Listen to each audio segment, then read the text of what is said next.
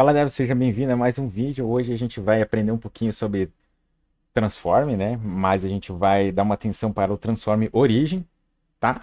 Lembrando que para você acompanhar aqui, você já tem que ter uma noção de CSS, tá? Que eu não vou explicar CSS do zero nem nada disso. Uma animação que eu encontrei em um outro site e eu vou passar para vocês aqui. E a animação que a gente vai ver, baseado no Transform Origin, é essa daqui, ó. Eu encontrei ela no site do Albert, tá? Ele é um desenvolvedor front-end e quando você navega aqui, ó, nos menus dele, ó, tem essa barrinha. Tá? Isso daqui foi criado com um pseudo-elemento after, ok? Que cria o elemento, essa barrinha depois do próprio elemento. Beleza? Eu já vou explicar esse código para vocês já, agora. Vamos aqui mudar. Eu já tenho todo o código criado aqui na minha telinha, então vamos já repassar com vocês. Aqui, ó, é um HTML basicão, uma box aqui, ó, com duas classes, o box e o link. O link é onde está vinculado a nossa animação. E o box é só para estilizar aqui a nossa caixinha aqui mesmo. Certo? Vamos aqui para o CSS. Então, o que, que eu tenho aqui em cima? Aqui em cima eu tenho um importzinho simples aí de uma fonte, só para ficar legal, não ficar aquela fonte esquisita aqui. Aqui um resetzinho básico que eu gosto de fazer, tá? Colocando a fonte. O body aqui é só para deixar centralizado na tela, deixar esse fundo aqui para a gente poder ver o efeito legal. E eu estou usando o display flex para deixar no centro aqui da tela, tá? E já colocando aqui uma cor na fonte. O root eu gosto de fazer quando para criar variáveis. Então, no caso, se eu quisesse alterar esse degradê aqui do elemento, tá? Era só eu vir aqui alterar e eu podia adicionar isso em vários elementos diferentes. Então, eu criei o root só para criar aqui o gradiente. Não impede de você criar direto na classe, tá? Isso não impede, beleza? O box então só para estilizar a nossa caixinha que está aqui, que é a nossa div, tá? Com cursor pointer para mudar o cursor, um paddingzinho. Se eu tirar esse padding aqui, ó, vou comentar aqui, ele fica colado aqui embaixo, como um elemento que a gente está posicionando ele, tá? Apesar de ser um after, ó, ele fica lá embaixo, certo? Ele fica aqui embaixo porque eu estou usando aqui na próxima classe, eu já vou falar para vocês, tá? Posição relativa. Esse merging, tá? Ele tá aqui, mas é só se eu quisesse colocar mais elementos do mesmo aqui, para ele dar um espaçamento aqui, beleza? Então vamos lá. Quais são a classe aqui que vai afetar realmente aqui o nosso efeito? São essas três aqui, ó. A utilização da mesma para três estados diferentes, ok? Então, o link, certo? Eu criei dessa forma, porque se você quiser usar no menu, alguma coisa assim, você consegue. É só adicionar a classe link lá em qualquer lugar que ele vai criar esse efeitozinho aqui para o tamanho do box. Posição relativa. Então, dentro do nosso after, padrãozinho, o nosso content vazio, uma posição absoluta, posicionando ele bem no final da div aqui embaixo, tá? Para a esquerda, ok? Um display block para poder criar o elemento e o tamanho dele de 100% a gente tem aqui.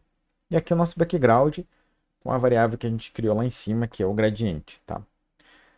Esse height aqui, que eu vou chamar ele de espessura, por ser um traço, mas na verdade é um elemento criado, é a altura, né? Eu vou dar aqui, ó, 10 pixels só para vocês verem.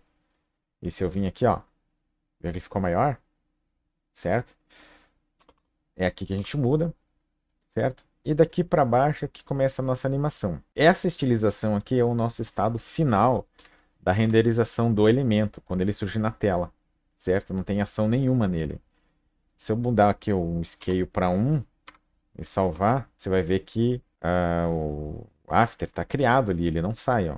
Ele está ali. Mas a gente precisa que na renderização final dele ele não esteja para a gente conseguir colocar uma ação. Então a escala dele é zero. Logo abaixo eu tenho uma transição que está baseada no transform aqui em cima, ó, tá? Aqui nessa propriedade, dizendo que ela vai acontecer em 0,25 segundos com uma aceleração Easing out, ok? E a nossa origem, a origem da transformação. Vamos entender um pouquinho a origem. Então, vou abaixar um pouquinho aqui, ó, só para mim fazer aqui, ó, uma seleção na tela.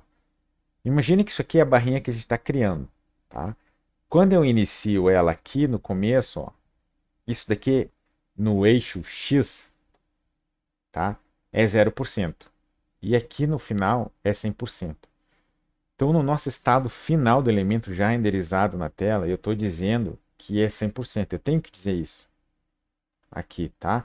Porque quando eu fizer o hover iniciar no 0, quando eu sair com o mouse para ele voltar para o nosso estado final, ele tem que ir para 100.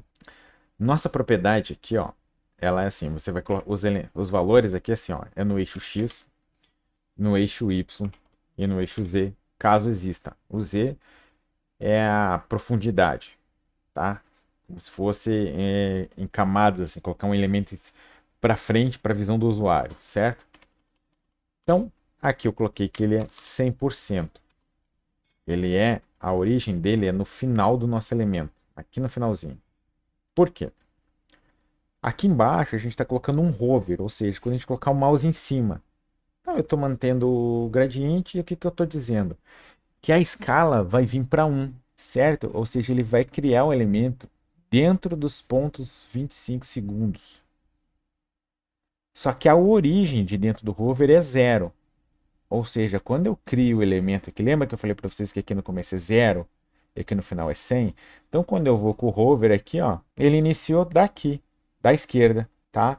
E quando eu tirar o mouse, que daí não tem mais o efeito de hover, ele vai voltar para o nosso estado inicial que a gente criou no After.